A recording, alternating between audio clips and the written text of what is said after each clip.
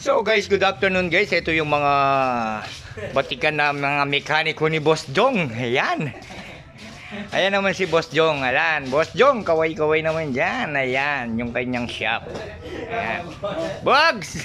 Kaway-kaway naman dyan. Ayan guys, so pagagawa natin yung ating motor ngayon guys. Ayan yung service ko guys, yung pinangaakyat ko ng bundok. Kaso maano po siya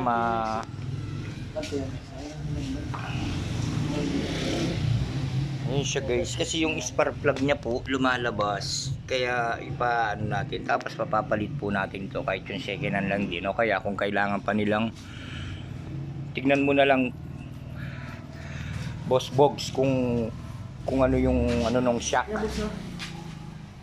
Wah, kahit yung takip na yan boss.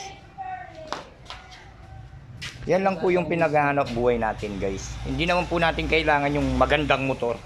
Makakarating din tayo dyan sa magandang motor. Ayan. Tagal na po to sa akin. Nasa 8 years na po to. Ayan po yung kanilang boss. Ayan yung mga boss namin dito. Ayan po, shoutout po pala kay Boss Jong. Ayan, saka kay Bogs.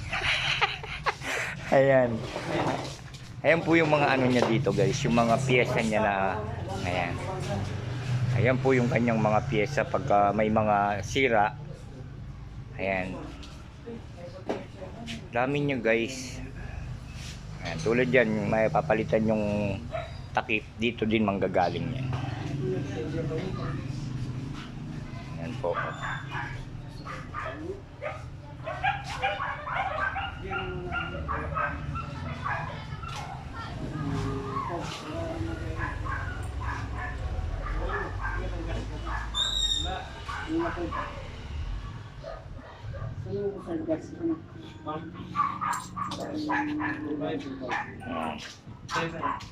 Kay ba't Boss Jong dening kaya nga rin rening tornilyo na nining sprocket.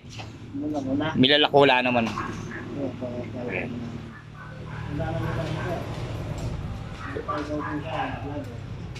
Ayan. Tapos magkay kang takap. Kayan mo niya naman yun boss, sapinan mo niya naman yun. Papapalit na rin natin yung kanyang sapin sa upuan. Hala ning cabinet.